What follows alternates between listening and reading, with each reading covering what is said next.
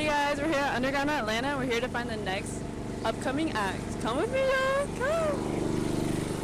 I think I hear something, so let's go check it out. Oh my god, it's Aestrea. Oh my god, hey. Can we talk for a bit?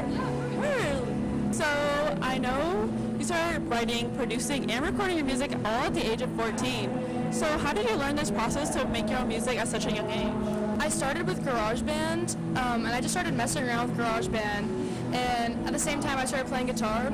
So I kind of just started recording music and mixing all at the same time, and then I got into synths, like keyboard stuff, so it kind of all just like slowly built. But in quarantine I got really into producing, and it all just kind of like spiraled into this, I guess. But yeah. That's so sick. So I actually noticed your song, Losing Game, has gained like 900,000 streams on SoundCloud, which is really, really dope. So why do you think that one song took off? I'm not really sure, but if I had to guess, I would say it's because a lot of people relate to it. It's kind of like a longing song, and I feel like a lot of people related to that and resonated with that, especially when it was posted. I posted it in quarantine, so I feel like it just was released at the perfect time when everyone was kind of feeling lonely and stuff. That's really dope. Yeah. Speaking of your song, Not a Body, Moonstar, and Pray, a lot of people really did resonate with that music. I just really want to know, like, how were you able to become so vulnerable when creating this type of music? That's a good question. Honestly, music became an outlet for me, especially when I was 16, which is when I wrote Not a Body. And I just really was pouring my feelings into the song. Like, I was feeling objectified, as many girls have experienced. So I really just kind of poured my heart out into the songs, especially Not a Body, and Pray as well. And it was just an emotional outlet for me that I used to cope, really. And people resonated with it, which is amazing. So that's so sick. And I really want to learn more about your process of creating music. Is it like an accidental thing, or do you have to sit down to really get into it? It kind of was an accidental thing, because I was not into music before quarantine, really. There was so much time to just sit there and do things. So it really just became like a coping mechanism and an outlet for me during quarantine, and I just became obsessed with it. So yeah.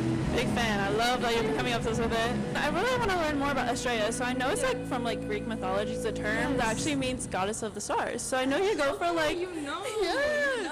So I know you go for like this aesthetic, like sci-fi. So like I really want to know, how do you contribute that theme when creating music? That's a good question. When I make electronic music, it's different because there's a lot of sounds that like sound very sci-fi. So honestly, just like mess around with different synth sounds until I find one that kind of like matches my feeling for the song. But yeah, I just always try to incorporate my interests, like Greek mythology or anything like that, into my songs, especially like with siren song, like sirens, it all kind of like comes into play. So I always try to incorporate that into my music. Do you have like any specific inspirations when making music? Artists? Just in general? Like artists, yeah, in general. Okay. So like the biggest inspirations, I would have to say Grimes. I know it's controversial, but I just really respect how she is like a independent producer. And I really like her electronic music because I feel like she's also very vulnerable with her music, and I really respect that. Also Lana Del Rey, I really like Lana Del Rey. I can hear it, girl. I can hear it. Yeah, I just like her sound and her whole aesthetic and her world building. I really respect that. And then like David Bowie for aesthetics, not there yet, but one day I would like to have that like David Bowie like otherworldly vibe. But we're getting there. As you should. And about your past concerts experiences, I know you recently performed at a Waffle House parking lot, which is really, really dope. And a lot of people have been raving about it. So what do you think made that specific performance like very memorable? The fact that I was wearing a Waffle House uniform, I think that was the best part. Yeah, we were just there for it, and we didn't actually get to perform at the Waffle House because the police showed up. But then it ended up being a house show, and I was still in the Waffle House uniform. Where'd you get it? My sister worked there. Really? Yeah, she did get into a fight there. At the show? Waffle House. When she worked at Waffle House. Classic Waffle House, Lord. So crazy. Yeah.